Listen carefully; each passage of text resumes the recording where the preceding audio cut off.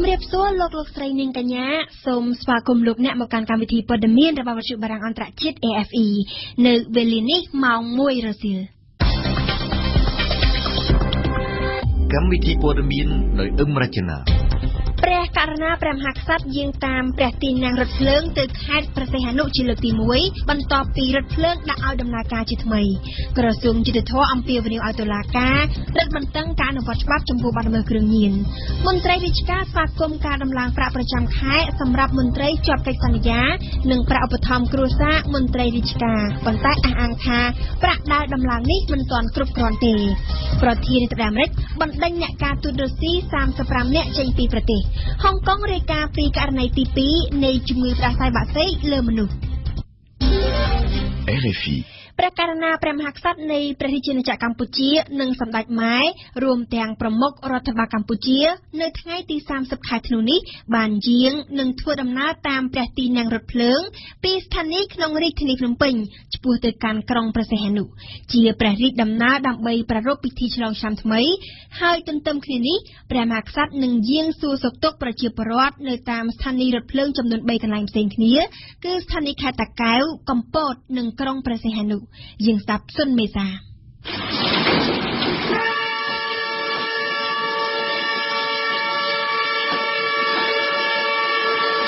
នេះគឺជាការយាងព្រះរាជដំណើររបស់ព្រះមហាក្សត្រនិងអង្គសម្ដេចម៉ែតាមព្រះទីន័ងរថភ្លើងជាលើកទី1តាំងពីដាក់ឲ្យដំណើរការឡើងវិញនៅខែមេសាតាំងពីម៉ោង 7:30 នាទីព្រះមហាក្សត្រដែលមានការហែហមពីមន្ត្រីរដ្ឋាភិបាលដឹកនាំដោយលោកនាយករដ្ឋមន្ត្រីហ៊ុនសែនបានធ្វើដំណើរតាមព្រះទីន័ងពណ៌ទឹកក្រូចដែលមានដោតទង់ជ័យនៃព្រះរាជាណាចក្រកម្ពុជានិងទង់របស់ព្រះបរមរាជវាំងនៅប្រមាណម៉ោង 10:30 នាទីព្រះទីន័ងរថភ្លើងបានទៅដល់ស្ថានីយ៍ខេត្តតាកែវដែលមានការរងចាំទទួលព្រះរាជដំណើរពីប្រជាជនរាស្ត្រក្មេងចាស់ប្រុសស្រីមន្ត្រីរាជការជាច្រើនរយនាក់ដែលនៅក្នុងនោះក៏មានព្រះសង្ឃផងដែរនៅទីនោះហើយដែលព្រះមហាក្សត្រព្រះករុណាទ្រង់មានព្រះរាជឱង្ការទៅកាន់ប្រជាជនរាស្ត្ររបស់ព្រះអង្គប្រមាណ 2 នាទីមុននឹងបន្តព្រះរាជដំណើរទៅកាន់ស្ថានីយ៍ខេត្តកំពតមុននឹងឆ្លងចូលខេត្តព្រះសីហនុខេត្តព្រះសីហនុដែលអង្គព្រះមហាក្សត្រនិងអ្នកចូលរួមនឹងប្រារព្ធពិធីឆ្លងឆ្នាំថ្មីឆ្នាំ 2017 លោកស៊ុនចាន់ថុលរដ្ឋមន្ត្រីក្រសួងសាធារណការនិងដឹកជញ្ជូនបានបញ្ជាក់ថាការយាងព្រះរាជដំណើររបស់ព្រះមហាក្សត្រតាមផ្លូវរថភ្លើងនេះគឺជាការចង់ឲ្យអង្គព្រះមហាក្សត្របានទតនូវស្នាព្រះហស្ថរបស់អតីតព្រះមហាក្សត្រព្រះបរមរតនកោដ្ឋដែលបានកសាងខ្សែរថភ្លើងនេះនៅក្នុងទសវត្សរ៍ទី 60 បន្ថែមពីនេះការយាងព្រះរាជដំណើរនេះត្រូវបានគេមើលឃើញថាគឺជាការលើកទឹកចិត្តឲ្យប្រជាពលរដ្ឋទាំងអស់ធ្វើដំណើរតាមផ្លូវរថភ្លើងលោកស៊ុនចាន់ថុលបានលើកឡើងថាការធ្វើដំណើរតាមផ្លូវរថភ្លើងគឺមានតម្លៃថោកសុវត្ថិភាពនិងជាការលំហែកាយផងដែរបើទោះបីជាត្រូវធ្វើដំណើរច្រើនម៉ោងបន្តិចក្តីខ្សែរថភ្លើងទេសចរពីភ្នំពេញទៅកាន់ខេត្តព្រះសីហនុដែលមានចម្ងាយ 266 គីឡូម៉ែត្រត្រូវបានដាក់ឲ្យដំណើរការឡើងវិញកាលពីខែមេសាឆ្នាំ 2016 នេះក្រៅពីខ្សែរថភ្លើងទៅកាន់ខេត្តព្រះសីហនុកម្ពុជាមានខ្សែរថភ្លើងមួយទៀតគឺពីភ្នំពេញទៅកាន់ក្រុងប៉ោយប៉ែតដែលមានចម្ងាយប្រមាណ 385 គីឡូម៉ែត្រដែលត្រូវបានកសាងឡើងនៅក្នុងឆ្នាំ 1929 ខ្សែរថភ្លើងទាំងពីរត្រូវបានផ្អាកដំណើរការទាំងស្រុងអស់រយៈពេលជាង 30 ឆ្នាំនៅក្នុងសង្គ្រាមស៊ីវិលរ៉ាំរ៉ៃនៅកម្ពុជាយ៉ាងណាក៏ដោយនៅឆ្នាំ 2009 ធនាគារអភិវឌ្ឍន៍អាស៊ីនិងដៃគូអភិវឌ្ឍន៍នានាបានបញ្ចេញកញ្ចប់ថវិកាប្រមាណ $140 លានដើម្បីស្ថាបនាផ្លូវរថភ្លើងទាំងពីរនេះឡើងវិញជាមួយនឹងព្រះរាជវត្តមានរបស់អង្គព្រះមហាក្សត្រតាមព្រះទីន័ងរថភ្លើងនាពេលនេះត្រូវបានគេរំពឹងថាខ្សែរថភ្លើងទេសចររបស់កម្ពុជាទាំងពីរខ្សែនឹងអាចមានសកម្មភាពមមាញឹកឡើងវិញផងដែរកិច្ចប្រជុំបន្ទាន់រវាងថ្នាក់ដឹកនាំក្រសួងយុតិធម៌ជាមួយប្រធានតុលាការនិងព្រះរាជអាជ្ញាអមសាលាដំបងគ្រប់រាជធានីខេត្តដើម្បីផ្សព្វផ្សាយយុទ្ធនាការទប់ស្កាត់និងបង្ក្រាបបទល្មើសគ្រឿងញៀនបទល្មើសធនធានធម្មជាតិនិងបទល្មើសនេសាទបានបិទបញ្ចប់ហើយកាលពី1ម៉ោងមុននេះក្រោយកិច្ចប្រជុំបិទទ្វារពេញមួយព្រឹកលោកចិនម៉ាលៀនដែលជាអ្នកនាំពាក្យក្រសួងយុតិធម៌បានថ្លែងប្រាប់អ្នកសារព័ត៌មានថា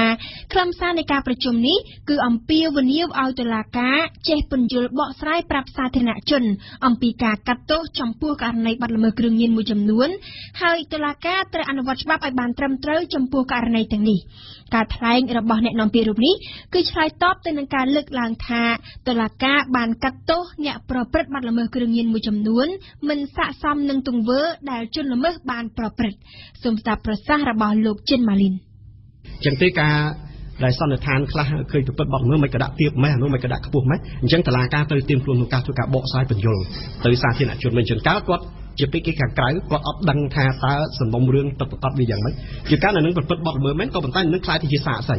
បើថាគាត់ចូលរួមជាមួយសមាជិកសហការក្នុងការវែកមុខកិច្ចជននៅពីកើតធំទៀតអានេះគឺស្ថានមួយដែលសម្រាប់ទោសអញ្ចឹងទេដល់ពេលយើងសាធារណជនអ្នកសារព័ត៌មានគាត់អត់យល់ពីបញ្ហាហ្នឹងគាត់ឆ្ងល់មិនក៏ដាក់ទោសនៅនឹងទៀតណាអញ្ចឹងទេតុលាការជួនកាលយើងអនុម័តច្បាប់បានមើងម៉ាត់ត្រឹមត្រូវហើយក៏ប៉ុន្តែយើងកលายទៅជាជនរងគ្រោះនៅសាធារណមតិវិញដោយសារតែយើងមិនបានបញ្យល់គេបានច្បាស់លាស់អញ្ចឹងទេកិច្ចផ្សព្វផ្សាយទឹកនេះគឺយើងជំរុញឲ្យតុលាការអនុវត្តច្បាប់ឲ្យបានម៉ឺងម៉ាត់ត្រឹមត្រូវហើយនឹងធ្វើការបញ្យល់សាធារណជននិងមតិសាធារណៈក៏ដូចជាភាគីដែលពាក់ព័ន្ធឲ្យបានយល់ច្បាប់នឹងសហការនឹងទទួលយកនៅស្ដីសម្រាប់នេះបាទអរគុណសឿងភិរៈដែលបានរៀបចំប្រសាសន៍លោកចិនម៉ាលីនអំបញ្ញមិញនេះចាប់តាំងពីខែមករាឆ្នាំ2017ខាងមុខតទៅប្រាក់ប្រចាំខែសម្រាប់មន្ត្រីជាប់កិច្ចសន្យានិងប្រាក់ឧបត្ថម្ភគ្រួសារមន្ត្រីរាជការស៊ីវិលកងយុទ្ធពលខេមរៈភូមិន្ទមន្ត្រីនគរបាលនិងមន្ត្រីពន្ធនាគារនឹងត្រូវដំឡើងនេះបើតាមខ្លឹមសារនៃអនុក្រឹត្យរបស់រដ្ឋាភិបាលកម្ពុជាចុះថ្ងៃទី29ខែធ្នូម្សិលមិញនេះលោកហៀកព្រីងប្រធានសមាគមមន្ត្រីរាជការឯករាជ្យកម្ពុជាបានសាទរចំពោះការដំឡើងប្រាក់ខែនេះក៏ប៉ុន្តែលោកថាវានៅមិនទាន់គ្រប់គ្រាន់ដើម្បីឆ្លើយតបទៅនឹងតម្លៃទំនិញនៅលើទីផ្សារបច្ចុប្បន្នដែលមានតម្លៃខ្ពស់នោះទេសពិសីលំអិតព័ត៌មាននេះរដ្ឋាភិបាលកម្ពុជាកាលពីយប់ថ្ងៃទី29ខែធ្នូបានចេញអនុក្រឹត្យដំឡើងប្រាក់ឧបត្ថម្ភគ្រួសាររបស់មន្ត្រីរាជការស៊ីវិលប្រាក់បំណាច់ឧបត្ថម្ភគ្រួសារនិងកូនយោធិននៃកងយុទ្ធពលខេមរៈភូមិន្ទមន្ត្រីនគរបាលជាតិមន្ត្រីពន្ធនាគារក្រសួងមហាផ្ទៃពី 6,000 រៀលទៅដល់ 15,000 រៀលការដំឡើងនេះនឹងចាប់ផ្ដើមអនុវត្តពីថ្ងៃទី1ខែមករាឆ្នាំ2017តទៅចំណែកឯមន្ត្រីជាប់កិច្ចសន្យាវិញរដ្ឋាភិបាលសន្យាថានឹងដំឡើងប្រាក់កម្រៃប្រចាំខែពី 40,000 រៀលទៅ 50,000 រៀលដោយចាប់ផ្ដើមអនុវត្តពីខែមករាឆ្នាំ2017ដូចគ្នានៅក្នុងអនុក្រឹត្យដដែលបន្ថែមថាការដំឡើងប្រាក់កម្រៃនេះត្រូវអនុវត្តចំពោះមន្ត្រីជាប់កិច្ចសន្យាដែលបម្រើការងារតាមក្រសួងស្ថាប័នថ្នាក់ជាតិនិងថ្នាក់ក្រោមជាតិអនុលោមតាមបទបញ្ញត្តិនៃអនុក្រឹត្យចុះថ្ងៃទី10ខែកុម្ភៈឆ្នាំ2016ស្ដីពីការគ្រប់គ្រងនិងការប្រើប្រាស់មន្ត្រីជាប់កិច្ចសន្យាជាមួយគ្នានេះដែររដ្ឋាភិបាលកម្ពុជាបានចេញអនុក្រឹត្យផ្ដល់បន្ថែមនូវប្រាក់បំណាច់ប្រចាំខែដល់ទីប្រឹក្សាជំនួយការលេខាធិការនិងមន្ត្រីដែលមានឋានៈស្មើគ្រប់ប្រភេទចំនួន 80,000 រៀលដែលត្រូវអនុវត្តចាប់ពីថ្ងៃទី1ខែមករាឆ្នាំ2017តទៅយ៉ាងណាក៏ដោយលោកហៀកព្រីងប្រធានសមាគមមន្ត្រីរាជការស៊ីវិលកម្ពុជាយល់ឃើញថាការដំឡើងប្រាក់ខែមន្ត្រីរាជការគឺជារឿងមួយដ៏ល្អដែលនឹងលើកទឹកចិត្តឲ្យមន្ត្រីរាជការទាំងនោះកាន់តែអនុវត្តតួនាទីរបស់ខ្លួនកាន់តែប្រសើរក៏ប៉ុន្តែលោកបារម្ភថានៅពេលដែលមានការដំឡើងប្រាក់ខែមន្ត្រីរាជការនឹងអាចមានការដំឡើងថ្លៃទំនិញដូចគ្នាដូច្នេះលោកថាដើម្បីឲ្យការដំឡើងប្រាក់ខែមានប្រសិទ្ធភាពទាមទារឲ្យមានអភិបាលកិច្ចល្អដំណាភៀបការលុបបំបាត់អំពើពុករលួយនិងឆន្ទៈនយោបាយរបស់ថ្នាក់ដឹកនាំក្រសួងមហាផ្ទៃកាលពីម្សិលមិញនេះបានបង្ហាញឲ្យដឹងលម្អិតអំពីរឿងរ៉ាវនិងដើមហេតុនៃការកើតមានគ្រោះថ្នាក់ចរាចរណ៍មួយនៅក្នុងក្រុងប៉ោយប៉ែតខេត្តបន្ទាយមានជ័យ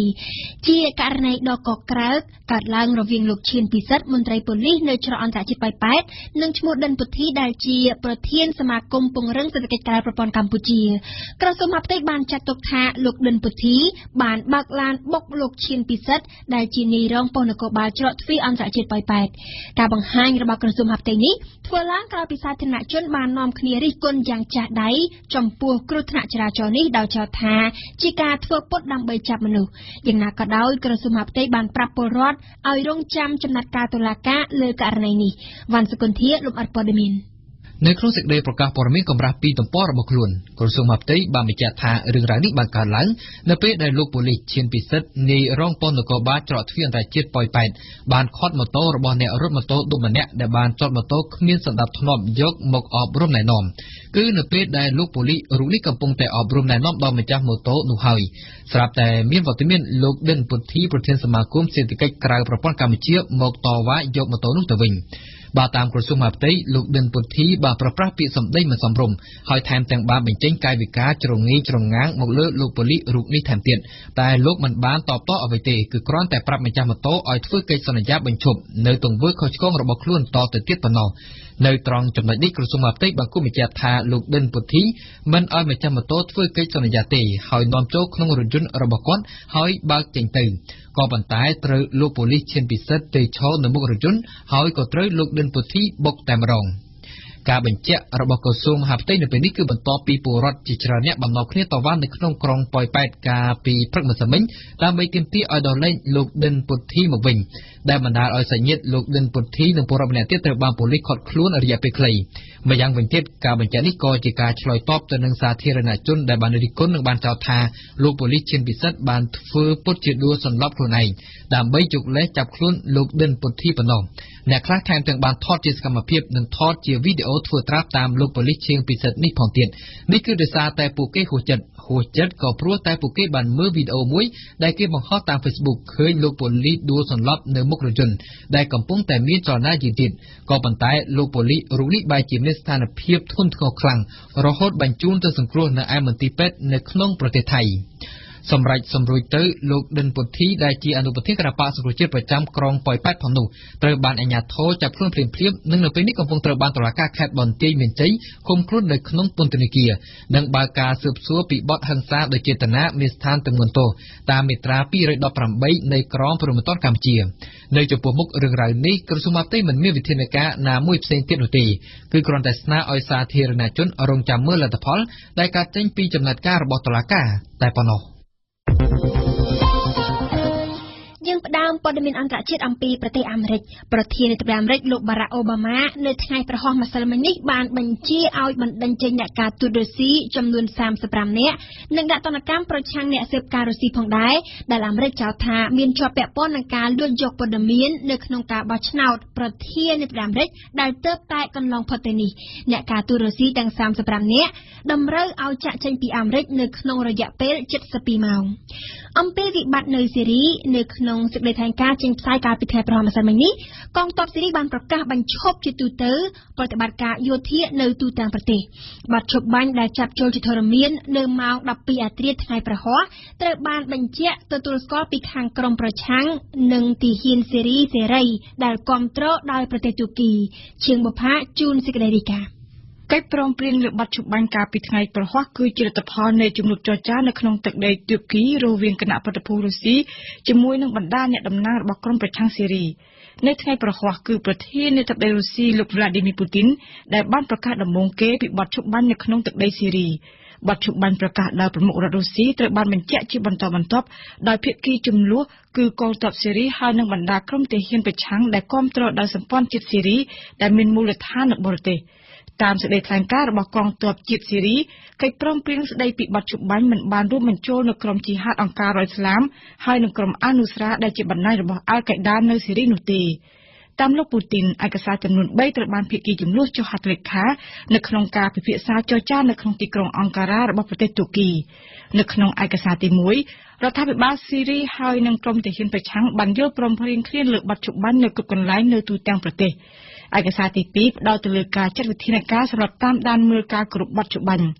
ចំណែកឯកសារទី3និយាយអំពីការប្រកាសរបស់ភាគីជំនួសនៅក្នុងការចូលរួមនៅក្នុងតុចរចាស្វែងរកសន្តិភាពឲ្យស៊ីរីដែលគេគ្រោងធ្វើនៅខែមករាខាងមុខនៅប្រទេសកាហ្សាក់ស្ថាននៅក្នុងកិច្ចប្រជុំជាមួយនឹងរដ្ឋមន្ត្រីការបរទេសហើយនិងរដ្ឋមន្ត្រីការពារជាតិរុស្ស៊ីលោកប្រធានាធិបតីរុស្ស៊ីបានប្រកាសផងដែរពីការដកកងទ័ពរុស្ស៊ីពីក្នុងទឹកដីស៊ីរីក៏ប៉ុន្តែនៅតែរក្សាជំនួយសម្រាប់រដ្ឋាភិបាលស៊ីរីដើម្បីប្រយុទ្ធប្រឆាំងទៅនឹងក្រុមភេរវនិយមបាត់ជបាញ់នៅក្នុងប្រទេសស៊ីរីដែលកន្លងមកចរចាបង្កើតឡើងដោយអង្គការសហប្រជាជាតិឬក៏ចេញមកពីកិច្ចព្រមព្រៀងរវាងរុស្ស៊ីនិងអាមេរិកគឺមានអាយុបានតែប្រមាណថ្ងៃប៉ុណ្ណោះបាត់ឈប់បាញ់ចុងក្រោយដែលអាមេរិកហើយនិងរុស្ស៊ីបានជំរុញឲ្យមាននៅក្នុងប្រទេសស៊ីរីនៅខែកញ្ញាមានជីវិតតែមួយសប្តាហ៍ក្រោយពីភាគីជំនួសបានចាប់ផ្ដើមប្រយុទ្ធគ្នាឡើងវិញគេនឹងចាំមើលថាតើកិច្ចព្រមព្រៀងនេះនឹងមានអាយុកាលរស់បានប៉ុណ្ណានេះគឺជាលើកទី1ទូគីដែលគ្រប់គ្រងក្រុមប្រឆាំងនៅស៊ីរីបានចូលរួមចាត់ចែងជាមួយនឹងរុស្ស៊ីហើយនិងប្រទេសអ៊ីរ៉ង់ដើម្បីជំរុញឲ្យមានកិច្ចព្រមព្រៀងលើបាត់ឈប់បាញ់នៅប្រទេសស៊ីរីដែលគ្មានការចូលរួមពីភាគីអាមេរិកដែលបានហាក់ដកខ្លួនចេញពីចំនួននៅស៊ីរីចាប់តាំងពីបរាជ័យរបស់ក្រុមប្រឆាំងស៊ីរីនៅអាឡែបហើយនឹងការឈ្នះឆ្នោតប្រធានាធិបតីរបស់លោកដូណាល់ត្រាំព នៅឥណ្ឌូនេស៊ីគ្រោះរញ្ជួយដីកម្រិត6កណ្ដាប់សញ្ញា2 Richter បានកើតឡើងនៅកោះបាលីប្រទេសឥណ្ឌូនេស៊ីនៅម៉ោង8ព្រឹកថ្ងៃទី30ខែធ្នូនេះក៏ប៉ុន្តែមិនមានសញ្ញានៃរលកយក្សស៊ូណាមីទេផ្ចិតរញ្ជួយមានរង្វង់ប្រមាណ300គីឡូម៉ែត្រស្ថិតនៅភាគខាងកើតកោះបាលីនិង72គីឡូម៉ែត្រប៉ុណ្ណោះពីកោះស៊ុំបាវ៉ាពលរដ្ឋឥណ្ឌូនេស៊ីម្នាក់បាននិយាយថារញ្ជួយដីបានកើតឡើងនៅពេលព្រឹកហើយប្រជាជនដែលទើបភ្ញាក់ពីដំណេកបានចាប់ផ្ដើមរត់ចេញពីផ្ទះរបស់ពួកគេដោយភាពភ័យខ្លាចនៅហុងកុងករណីទី2នៃជំងឺគ្រុនផ្ដាសាយបក្សីត្រូវបានរកឃើញនៅថ្ងៃសុក្រនេះនៅលើបុរសចំណាស់ម្នាក់សេចក្តីថ្លែងការណ៍របស់អាជ្ញាធរបានបញ្ជាក់ថាបុរសវ័យ70ឆ្នាំរូបនេះបានធ្វើដំណើរទៅកាន់ទីក្រុងស៊ិនចិននិងទីក្រុងចុងសាននៃប្រទេសចិនកាលពីដើមខែធ្នូកន្លងទៅហើយបានដើរកាត់កន្លែងលក់សត្វមាន់និងសត្វទាដែលនៅរស់ក៏ប៉ុន្តែអាជ្ញាធរហុងកុងមិនទាន់ជឿថានេះគឺជាដើមហេតុនៃការឆ្លងរោគផ្ដាសាយបក្សីឡើយអាជ្ញាធរហុងកុងនឹងបន្តស៊ើបអង្កេតដើមហេតុនៃការឆ្លងថែមទៀតដោយឡែកបុរសចំណាស់ដែលឆ្លងរោគផ្ដាសាយបក្សីឥឡូវនេះមានស្ថានភាពនឹងនហើយកំពុងតែទទួលបានការព្យាបាលនៅមន្ទីរពេទ្យចំណែកអ្នកដែលជាប់ពាក់ព័ន្ធជាមួយអ្នកជំងឺត្រូវបានដាក់ឲ្យនៅដោយឡែកដើម្បីតាមដានសុខភាពនៅរុស្ស៊ីឯណោះវិញការវិភាគត្រួសជាលើកដំបូងអំពីអ្វីដែលមានថតជាប់ក្នុងប្រអប់ខ្មៅទាំងពីររបស់យន្តហោះក្រសួងការពាររុស្ស៊ីស្រង់បានចេញពីបាតសមុទ្រខ្មៅមកហើយវាបានបង្ហាញឲ្យឃើញថាពេលវិធ្លាក់កាលពី5ថ្ងៃមុនបែកខ្ចាយជាបំណែកតូចតាចរាប់ពាន់ឯណោះឥតបណ្ដាលមកពីការផ្ទុះអ្វីណាទេនេះគឺជាសេចក្តីថ្លែងការណ៍របស់លោករដ្ឋមន្ត្រីក្រសួងដឹកជញ្ជូនរុស្ស៊ីដែលជាប្រធានគណៈកម្មការរដ្ឋខាងអង្កេតអំពីមហន្តរាយនេះនារសៀលថ្ងៃទី29ខែធ្នូម្សិលមិញនៅទីក្រុងមូស្គូកៅឆាយាជូនសេចក្តីរាយការណ៍តាមសម្ដីលោករដ្ឋមន្ត្រីដឹកជញ្ជូនរុស្ស៊ីម៉ាក់ស៊ីមសូកូឡូវជាប្រធាននៃគណៈកម្មការរដ្ឋខាងអង្កេតអំពីមហន្តរាយនេះបង្កើតឡើងទៅតាមការផ្ទុកដាក់នៃលោកប្រធានាធិបតីពូទីនច្បាស់ណាស់ដែលថាមូលហេតុនៃគ្រោះថ្នាក់យន្តហោះនោះគឺមកពីគ្រឿងបច្ចេកទេសរបស់វាដើរដោយខុសទាស់ពួកអ្នកជំនាញត្រូវបំភ្លឺអំពីហេតុផលវាម្ល៉េះហើយបានជាមានបង្កើតឡើងជាគណៈកម្មការពិសេសគុណមកថាដើម្បីសិក្សាឲ្យល្អិតល្អន់អំពីគ្រប់តែភិនភាគនៃដំណើរម៉ូទ័រនៃប្រព័ន្ធហោះហើរហើយជាទូទៅធ្វើវិភាគកុំឲ្យសល់ចន្លោះណាមួយអំពីការហោះហើរតាំងពីដើមដល់ចុងគឺត្រូវការពេលយ៉ាងហោចណាស់10ថ្ងៃរួចសេចក្តីសន្និដ្ឋានដាច់ស្រេចជាស្ថាពរអំពីមូលហេតុនៃឧបទ្ទិហេតុអាកាសចរនេះអាចនឹងត្រូវចេញផ្សាយយ៉ាងឆាប់ណាស់30ថ្ងៃទៀតដោយនៅរងចាំសេចក្តីសន្និដ្ឋាននេះរាល់ការហោះហើរនៃយន្តហោះធុនទូប្រទេស154ដែលធ្លាក់នោះត្រូវព្យួរទុកសិនថ្លែងក្នុងសន្និសីទកាសែតនោះដែរលោកឧត្តមសេនីយ៍សេរហ្គីបៃណេតូវនាយកទីភ្នាក់ងារសុវត្ថិភាពអាកាសចរនៃកងទ័ពអាកាសរុស្ស៊ីបានបញ្ចេញយោបល់ថាដាននៃអំពើភេរវកម្មនៅមិនទាន់ត្រូវបានច្រានចោលទាំងស្រុងទេទោះបីគ្មានការផ្ទុះក៏ដោយត្បិតត្រូវចាត់ទុកជាភេរវកម្មមិនចាំបាច់តែមានការផ្ទុះទេវាក៏អាចមានទម្រង់ជាយន្តទង្វើជះទៅលើគ្រឿងផ្សំណាមួយនៅខាងក្រៅឬក្នុងយន្តហោះតែម្ដងត្រង់ចំណុចនេះគួរនិយាយថាពេលវិភាគអំពីអ្វីៗថតជាប់ក្នុងប្រអប់ខ្មៅទី1គេស្រាប់តែឮសូរសំឡេងត្អូញរបស់ពីឡុតដែលថាមិនក៏ប្រព័ន្ធបិទប្រឡោះក្រោមស្លាប់មិនដើរតាមមតិអ្នកជំនាញការដែលប្រឡោះនេះនៅចំហគឺបន្សោយលបឿនយន្តហោះសម្រាប់ហោះយកកម្ពស់ម្ល៉េះហើយបានជាពេលវាហោះឡើងបានត្រឹមកម្ពស់តែ230ម៉ែត្រពីឡុតក៏ស្លន់ហើយខំបត់យ៉ាងគំហុកឲ្យយន្តហោះត្រឡប់ក្រោយទៅចុះចតវិញគឺពេលនោះឯងដែលសាស្ត្រីម្នាក់នៅលើដីចេះថតជាប់ក្នុងវីដេអូដែលប្រគល់ទៅឲ្យស្ថាប័នសន្តិសុខជាតិ FSB ទៅហើយតាមលោកប្រធានគណៈកម្មការអង្កេតមកទល់ឥឡូវមានស្រង់បានសព19នាក់ពីក្នុងចំណោមអ្នកស្លាប់ទាំង92នាក់ក្នុងយន្តហោះនិងបំណែកចំនួន230នៃសរីរាង្គកាយសពនានាព្រមទាំង13បំណែកធំៗនិង2000បំណែកតូចៗរបស់យន្តហោះផ្ទាល់វិទ្យុបារាំង RFI ភ្នំពេញ92 MHz សៀមរាប92 MHz បាត់ដំបងក្រុងព្រះសីហនុនិងកំពង់ចាម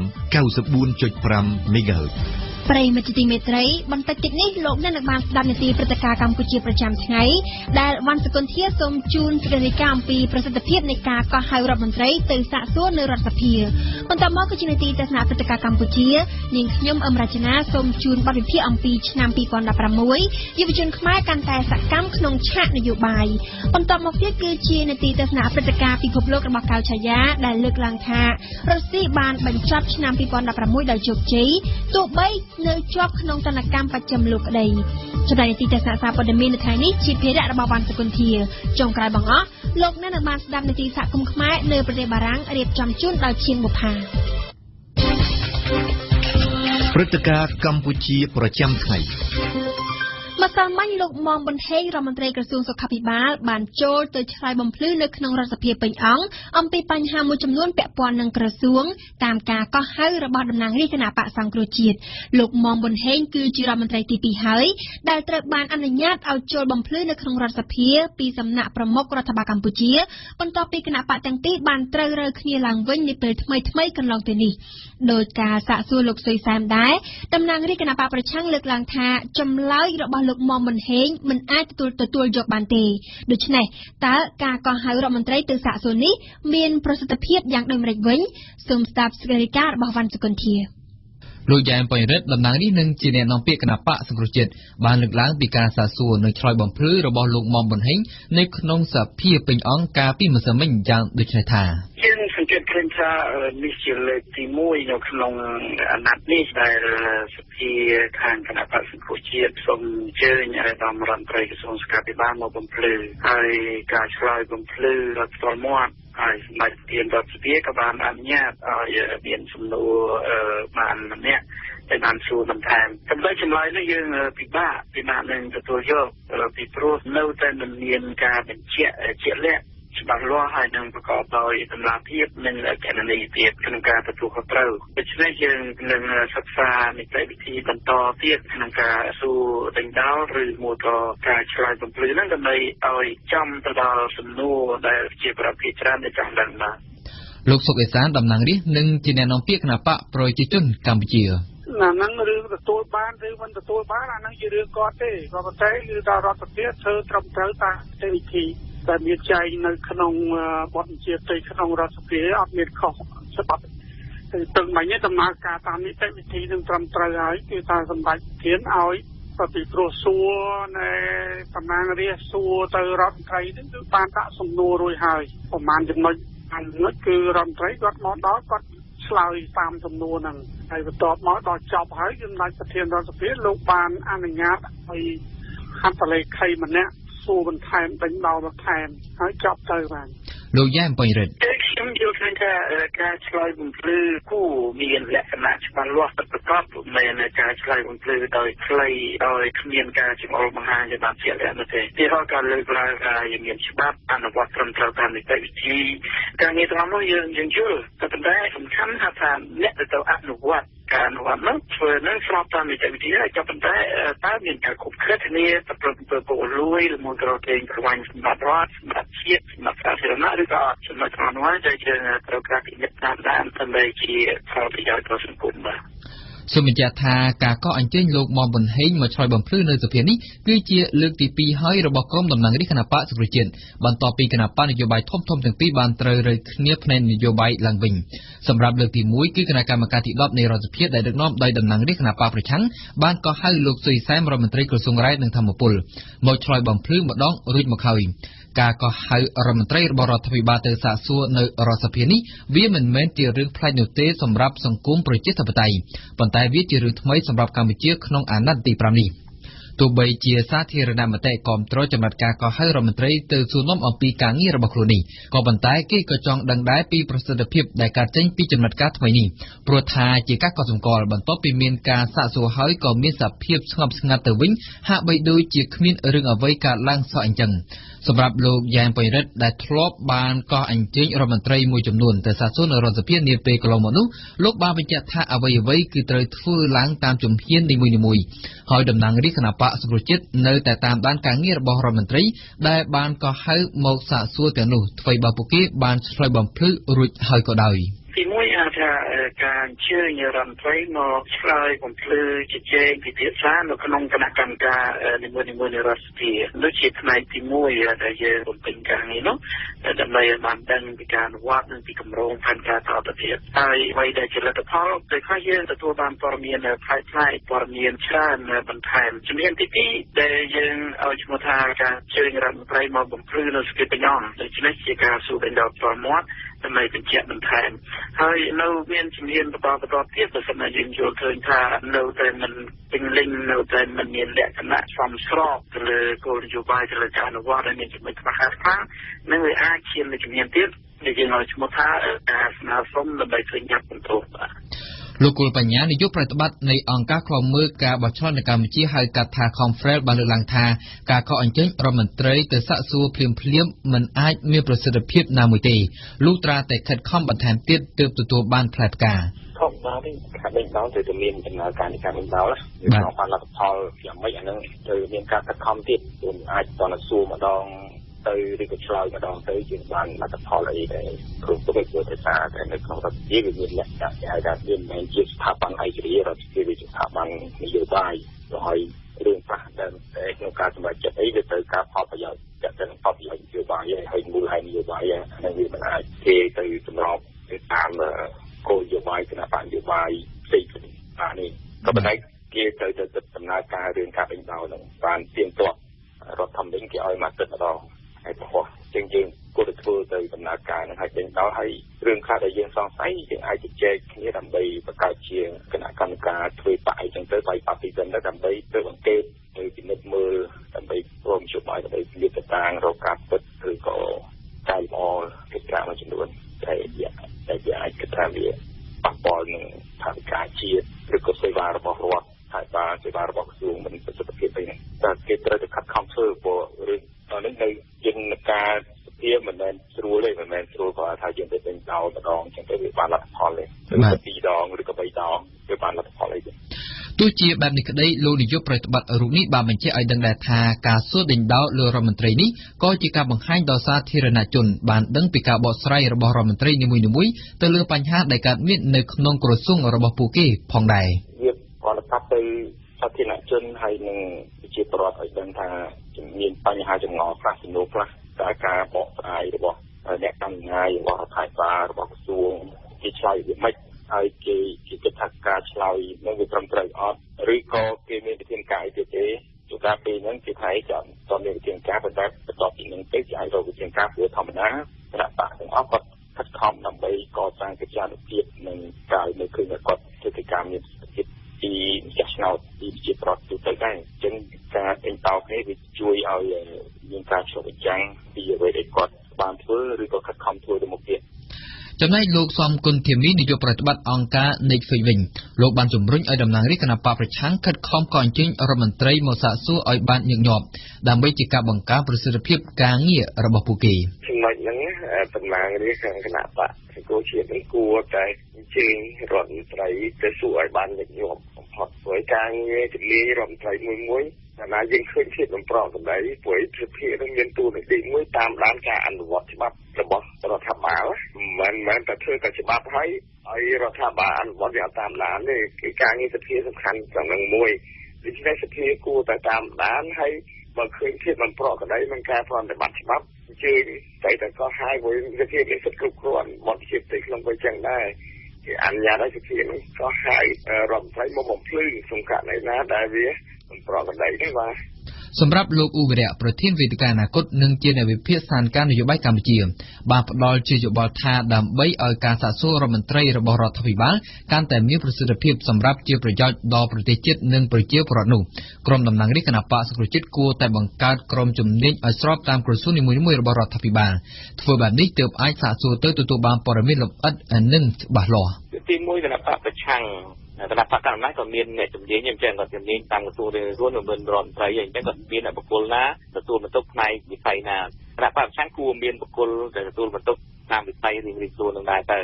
នៅតែពួកគាត់ហ្នឹងចាប់ដើមសិក្សាមានជំនាញព្រោះគាត់ដឹងគាត់បដោតរឿង100ជំពូកអាហ្នឹងគាត់ទៅចាប់ឆាយហើយដល់ពេលទៅចាប់ឆាយបានតែរឿងរបស់គាត់ហ្នឹងជំនាញរបស់គាត់ហើយព័ត៌មានរបស់គាត់ហ្នឹងវាអត់ប្រកែអនុវត្តទេអញ្ចឹងគាត់ត្រូវចាំបាច់បំផុតគឺត្រូវចាត់ចែងមនុស្សក្នុងវិធានហ្នឹងឲ្យទទួលបន្ទុកវិស័យដើម្បីសិក្សាពេលសិក្សាហើយដើម្បីដឹងពីសាច់រឿងនៃការអនុវត្តបញ្ហាបច្ចុប្បន្នហើយបន្ទាប់មកគាត់ត្រូវមានគំនិតដើម្បីដោះស្រាយដែលជាគំនិតរបស់គណៈបកគាត់អញ្ចឹងគាត់រៀបចំគោលនយោបាយទៅឲ្យគណៈបកហ្នឹងយល់ព្រមទៅហើយគាត់ទៅជំនុំអ្នកដើម្បីតំណាងនៃគោលនយោបាយហ្នឹងនៅលើវិស័យខុសគ្នាហ្នឹងទៅលោកឧវិរៈបន្ថែម ចឹងគណៈបព្វឆាំងនឹងត្រូវមានមនុស្សជំនាញយ៉ាងតិចណាក៏20ជាងអ្នកទៅតាមវិស័យខុសៗគ្នានឹងដែរដើម្បីគាត់តទល់ជាមួយនឹងក្រសួងដែលពាក់ព័ន្ធនឹងទៅដល់ពេលគាត់តទល់ចឹងហើយអាហ្នឹងគាត់ទៅជាអ្នកមានជំនាញចឹងទៅអាហ្នឹងគាត់ចាប់ដើមសួរទៅចំចំណុចហើយដល់ពេលគាត់សួរហើយគាត់លើកពីកំណត់គាត់ក៏ចំចំណុចដែរអាហ្នឹងជារដ្ឋគាត់ចាប់ដើមឃើញទៅល្អមើលជាងព្រោះវាអត់មានបាត់ណាបាត់ណីវាមានលក្ខណៈកាត់ឆ្ងាយវាមានលក្ខណៈគ្រាន់តែសួរដើម្បីទៅសួរឬមួយក៏សួរដោយតែខឹងវាមានលក្ខណៈចឹងទេអញ្ចឹងរឿងហ្នឹងវាអាចធ្វើរលូនដោយគណៈបព្វឆាំងចាប់ដើមរៀបចំដែរគណៈបព្វឆាំងមានសមត្ថកិច្ចឲ្យគួរធ្វើអញ្ចឹងព្រោះរដ្ឋាភិបាលក៏មានហើយគណៈបព្វកម្មណាយក៏មានហើយក៏បែងចែករួចហើយអញ្ចឹងគណៈបព្វឆាំងក៏រៀបចំជំនាញដែរទៅធ្វើឲ្យការតទល់គ្នានៅក្នុងសភានឹងធ្វើជាមុនហើយក៏មានខ្លឹមសារពីជំរឿជាងហ្នឹងតែជំនាញទី2គួរតែធ្វើសភានឹងកុំឲ្យទៅជាកន្លែង protocol ខាងពេកទីការខាងពេកអីក៏ចាំបាច់អីណាក៏ពេកក៏ពុកវាសោះសួរអីនេះសោះនឹងធម្មតាសោះនឹងក៏ចាំបាច់ឆ្លងឆ្លើយតាមរយៈណាឆ្លងអីចង់ឡើងឆ្លើយនីតិវិធីនឹងទៅជាឧបសគ្គនៃការជជែកគ្នាពីបញ្ហាជាតិហ្នឹងជារឿងមួយដែលមើលទៅគួរកាត់បន្ថយនីតិវិធីហើយនឹងវិធីការហ្នឹងឲ្យអស់ទៅទុកទៅជួយទៅបានហើយកម្មវិធីនេះសហការឧបត្ថម្ភដោយគ្រឹះស្ថានមីក្រូហិរញ្ញវត្ថុ LOLC ដើម្បីគំនិតរីកចម្រើន Sinvenue ជាក្រុមហ៊ុនផ្ដាច់មុខកាហ្វេពីប៉ៃលិននិងមណ្ឌលគិរីដែលមានតែមួយគត់នៅកម្ពុជា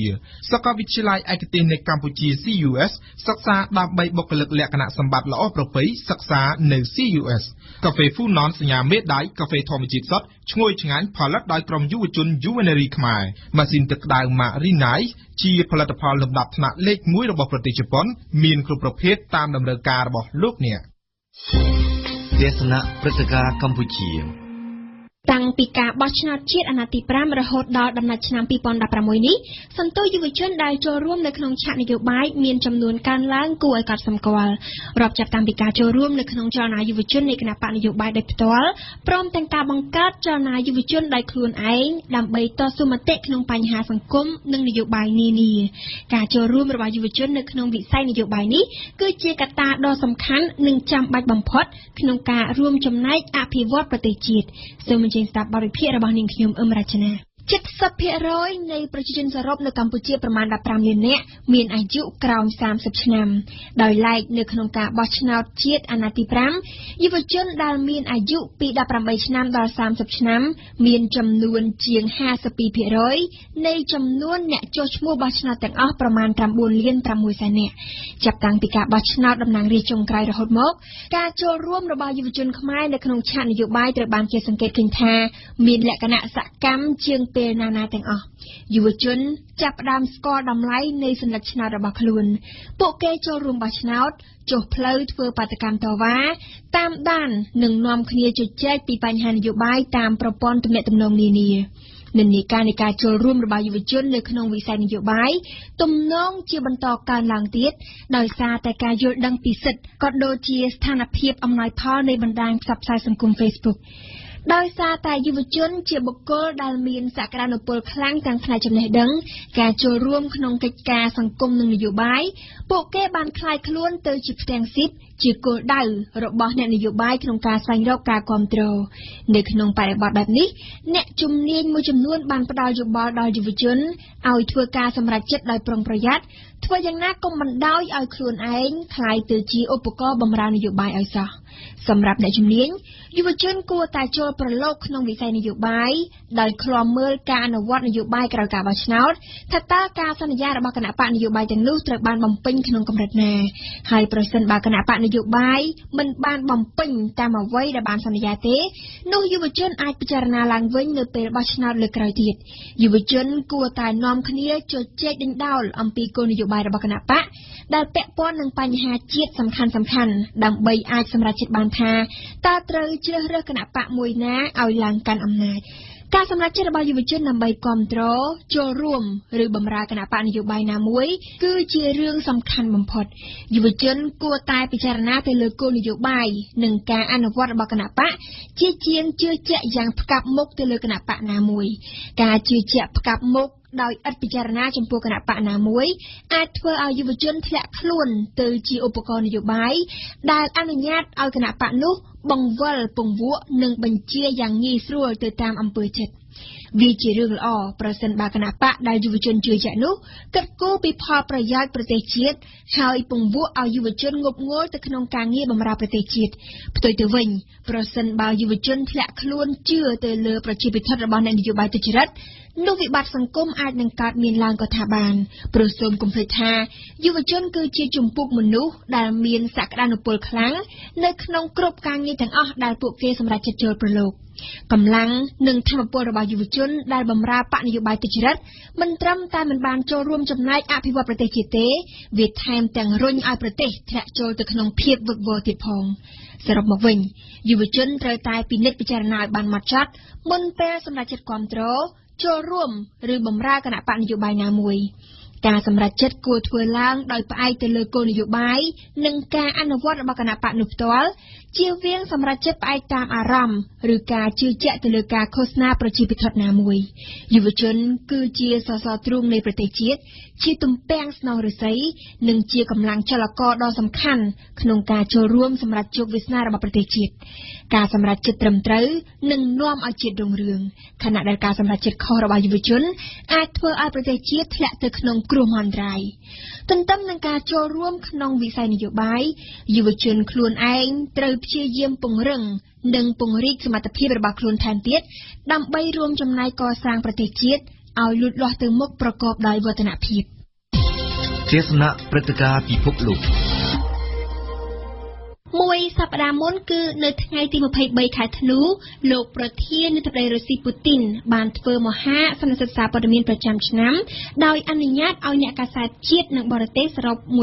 1432នាក់ចូលរួមយកការក្នុងសន្និសីទកាសែតដែលលើកនេះជាលើកទី12ពន្យាទៅអស់ពេល3ម៉ោងនិង50នាទីលោកពូទីនបានឆ្លើយតបនឹងសំណួរចំនួន67ចោទសួរដោយអ្នកកាសែត48នាក់ប៉ះលើរឿងនយោបាយក្នុងនិងក្រៅប្រទេសរុស្ស៊ីរួច2ថ្ងៃមុននៅក្នុងបដិសណ្ឋារកិច្ចឧទ្ទិសដល់បុណ្យចូលឆ្នាំថ្មីឆ្នាំ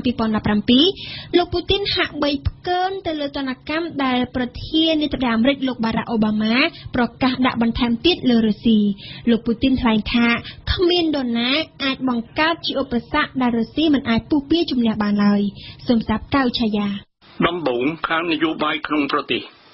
តបនឹងសំណួរដែលថាដោយមកពីទណ្ឌកម្មបច្ចិមលោកតាមសម្ដីប្រធានាធិបតីអាមេរិកអូបាម៉ាសេដ្ឋកិច្ចរុស្ស៊ីរហែកដាច់ដោយទៅហើយលោកពូទីនឆ្លើយដោយលើកយកបង្ហាញតួលេខម៉ាក្រូសេដ្ឋកិច្ចខ្លះដែលរំលឹកឲ្យឃើញពីជោគជ័យក្នុងឆ្នាំ2016ទោះបីរុស្ស៊ីនៅជាប់ក្នុងទណ្ឌកម្មបច្ចិមលោកក្តីគឺថា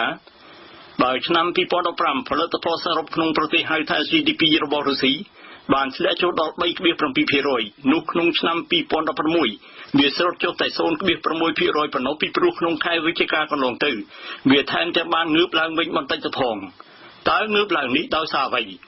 ដោយសាររុស្ស៊ីចេះសម្របខ្លួននឹងទណ្ឌកម្មទៅហើយលុះទាល់តែមានកំណើនក្នុងវិស័យផលិតគ្រឿងយន្តឧស្សាហកម្មគីមីឧស្សាហកម្មកែច្នៃឧស្សាហកម្មធុនស្រាលនិងប្រកបណាស់វិស័យកសិកម្មអំពីអតិផរណាបើ5ឆ្នាំមុនក្នុងឆ្នាំ2011វាបានមានកម្រិតដល់ 6.11% នោះក្នុងឆ្នាំ2016គឺវាធ្លាក់មកនៅម្ដុំ 5.5% ប៉ុណ្ណោះដែលទាបបំផុតបើគិតក្នុង25ឆ្នាំចុងក្រោយគឺក្នុងប្រវត្តិប្រទេសរុស្ស៊ីសម័យថ្មីតាំងពីសហភាពសូវៀតរលំទៅថ្ងៃ25ធ្នូឆ្នាំ1991អំពីលំហូរដើមទុនចេញពីរុស្ស៊ីបើក្នុងឆ្នាំ2014វាបានមានទំហំដល់ជាង$150,000 លាននោះក្នុងឆ្នាំ2015វាធ្លាក់មកនៅត្រឹម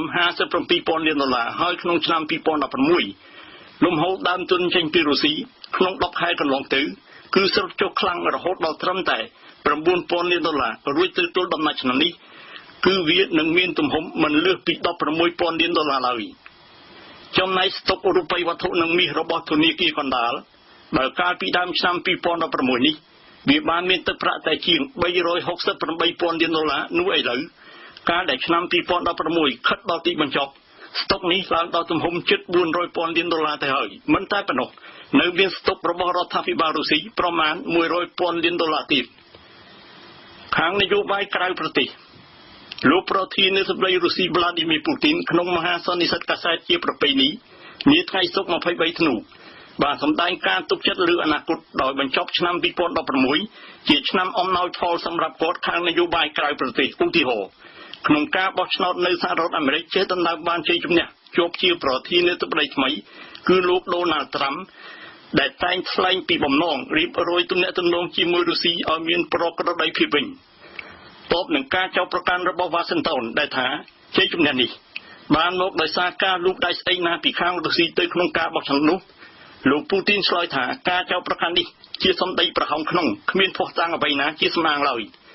រួចបើចាញ់ឆ្នោតទៅហើយគប់បីចេះចាញ់ឲ្យបានថ្លៃធ្នូទៅអំពីអន្តរាគមន៍ទ័ពអាកាសរុស្ស៊ីនៅស៊ីរីដែលបានជួយកងកម្លាំងក្រុងដាម៉ាស់របស់លោកប្រធានាធិបតីអាសាដឲ្យរំដោះបានរួចទាំងស្រុងភាគខាងកើតទាំងមូលនៃក្រុងអាឡេបពីពួកឧទាមភាវនិយមដែលបានកាន់កាប់សង្កាត់ខាងកើតនោះអស់4ឆ្នាំលោកពូទីនដោយយោងលើរបាយការណ៍រដ្ឋមន្ត្រីការពារជាតិរុស្ស៊ីលោកនាយឧត្តមសេនីយ៍សេរហ្គេយ Shoigu បានបង្ហាប់ឲ្យដឹងថាដោយសារអន្តរាគមន៍នេះនៅស៊ីរីមានរំដោះបានរួចផ្ទៃដី 12,360 គីឡូម៉ែត្រក្រឡានិងទីប្រជុំជន499 កន្លែងក្នុងរយៈពេលជា1ឆ្នាំកន្លងទៅយន្តហោះចម្បាំងរុស្ស៊ីបានធ្វើប្រតិបត្តិការវាយប្រហារពីអាកាសចំនួន 18,800 លើកដែលបានសម្ពងចំនួន 71,000 ដងទៅលើហេដ្ឋារចនាសម្ព័ន្ធពួកភេរវជនមានកំទេចជំរំវឹកហាត់របស់ពួកភេរវជនចំនួន 725 កន្លែងរោងចក្រនិងរោងជាងខាងផលិតគ្រាប់រំសេវ 405 កន្លែងយានយន្តចម្បាំងពួកបៀអស់ 1,500 គ្រឿងមានកំទេចពួកចៅព្រៃនិងពួកភេរវជនអស់ 35,000 នាក់ពីក្នុងនោះ 204 នាក់ជាមេខ្លោងវាមានរថអូសយកបានរថក្រោះនិងរថពាសដៃផ្សេងទៀតរបស់ពួកវាចំនួន 448 គ្រឿងប្រព័ន្ធរ៉ុកែតបាញ់ស្រោចធុន BM-21 ចំនួន 57 ប្រព័ន្ធនិងប្រព័ន្ធបែបនេះដែរប៉ុន្តែឆ្នៃខ្លួនឯងចំនួន 418 ប្រព័ន្ធកំភ្លើងបាញ់គ្រាប់បែកត្បាល់ចំនួន 410 គ្រឿងកំភ្លើងបាញ់ផ្លែកចំនួន 28,000 ដើមឥឡូវពួកយោធារុស្ស៊ីជួយដោះមីនបន្សល់ទុកដោយពួកនោះបាន 15,000 គ្រាប់លើផ្ទៃដី 1,000 ហិកតាតបនឹងសំណួរអ្នកកាសែតបរទេសអំពីការរត់ប្រណាំងបំពាក់សភាវុធលោកពូទីនថ្លែងថាក្រោយពីសហរដ្ឋអាមេរិកបានប្រកាសដកខ្លួនចេញពីសន្ធិសញ្ញាស្តីអំពីការកាត់បន្ថយសភាវុធហើយស្រាប់តែខំដុតដៃរត់ជើងដំឡើងប្រព័ន្ធខែលមីស៊ីលប្រឆាំងមីស៊ីលនៅតាមដែនដីប្រទេសអឺរ៉ុបខាងកើតជាសមាជិកបកសម្ព័ន្ធអូតង់នៅជាប់នឹងព្រំដែនរុស្ស៊ីដែលជាគ្រោះថ្នាក់បន្សោយសក្តានុពលនុយក្លេអ៊ែររុស្ស៊ីម៉ូស្គូបានបង្ខំចាត់វិធានការការពារខ្លួនលុះទាល់តែចេះបង្កើតបានជាមីស៊ីលដែលអាចជំនះលើប្រព័ន្ធខែលមីស៊ីលនោះមិនមែនចែកដន្ទេដែលក្នុងបរិបទនេះលោកពូទីនគូបញ្ជាក់ថារុស្ស៊ីបច្ចុប្បន្នខ្លាំងជាងនរណាក៏ដោយដែលអាចឈ្លានពានមកលើខ្លួនត្រង់ចំណុចនេះស្ទប់នឹងសំណួរអ្នកកាសែតអាមេរិកតើរុស្ស៊ីឥឡូវចាត់ទុកកងទ័ពខ្លួនខ្លាំងជាងកងទ័ពអាមេរិកឬលោកពូទីនឆ្លើយទាំងលម្អិតថាគាត់ទទួលស្គាល់ថាកងទ័ពអាមេរិកពិតជាខ្លាំងហើយប៉ុន្តែគាត់និយាយសម្ដៅតែទៅលើកងទ័ពណាដែលអាចឈ្លានពានមកលើរុស្ស៊ីថ្លែងថ្ងៃ28ធ្នូក្នុងបដិសណ្ឋារកិច្ចនៅវិមានក្រំឡាំងជាកិត្តិយសដល់បុណ្យចូលឆ្នាំថ្មីឆ្នាំ2017លោកពូទីនបានសម្ដែងអំណរគុណដល់គ្រប់តែមន្ត្រីរដ្ឋការនិងប្រជាពលរដ្ឋ